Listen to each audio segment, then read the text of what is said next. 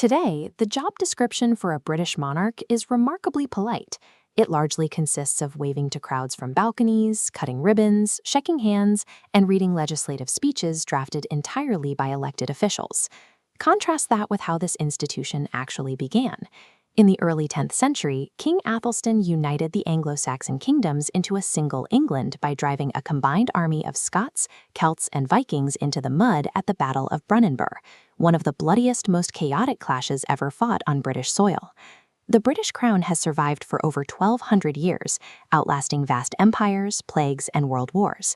Yet the day-to-day reality of holding that title has completely inverted. We often assume an ancient institution endures by fiercely defending its authority against challengers, but the English monarchy took the opposite route. They survived by systematically giving their power away. This is the Magna Carta. Looking closely at the last 1,000 years, the British crown follows a clear, centuries-long constitutional countdown. Each passing era marks a steady, visible shrinking of the monarch's actual authority. That authority reached its absolute peak in 1066. When William the Conqueror seized the throne by force, he completely rewrote English society. He replaced the existing Anglo-Saxon aristocracy with his own loyal Normans, installed a strict feudal system, and claimed ultimate control over the land and its people. But that total control cracked about a century and a half later under King John.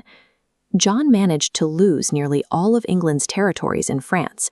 To fund his failing military campaigns, he squeezed his barons with crippling taxes until they finally reached their breaking point and raised an armed rebellion. This is the Magna Carta.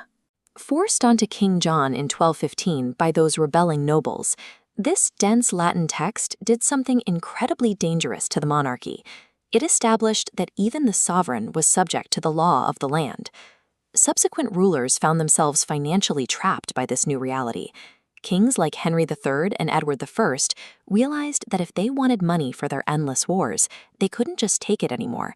They had to formally ask for it by summoning councils of nobles, clergy, and eventually commoners, the earliest versions of Parliament. By tying the king's purse strings to these councils, the center of English politics began to drift away from royal palaces and settle into the massive stone chambers of the legislature. Medieval kings were simply trying to secure enough cash to survive their next military campaign, but by trading political concessions for taxes, they accidentally planted the seeds of a modern constitutional democracy. By the 17th century, the uneasy financial truce between the crown and Parliament violently collapsed. King Charles I believed he was appointed directly by God and tried to claw back absolute control, levying heavy taxes without any parliamentary consent whatsoever. Parliament answered with the English Civil War.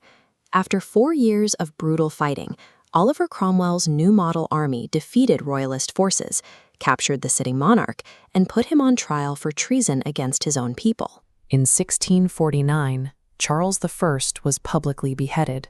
A king had been killed by his own subjects before, but executing one systematically through a legal mandate permanently shattered the illusion that royals were untouchable divine beings.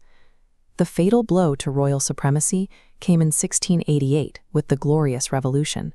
When King James II proved deeply unpopular, Parliament simply fired him. They invited a Dutch prince, William of Orange, to bring his suite to London and take the throne, cementing the reality that the monarch ruled strictly by the permission of Parliament, not by the grace of God. By the time the German-born George I inherited the crown in 1714, the power shift was irreversible. George spoke very little English and preferred his home in Hanover. He left the daily friction of running the country entirely to his ministers, allowing a politician named Robert Walpole to step up and effectively become Britain's first prime minister. The political extraction was complete. The monarch no longer drafted the laws or actively managed the government. They existed simply to give those laws a ceremonial stamp of approval. Stripped of the ability to declare war, raise taxes, or write legislation, the modern monarchy faced a serious problem. If they no longer ran the country, they had to invent a compelling new reason to exist, or risk being abolished entirely. Queen Victoria engineered a brilliant pivot during the 19th century. Over her 63-year reign, she transformed the throne into a stabilizing moral and cultural figurehead for a rapidly expanding empire. This strategy was severely tested during the First World War. King George V had to navigate intense anti-German public sentiment at home, a direct result of the horrific, massive casualties suffered in the trenches.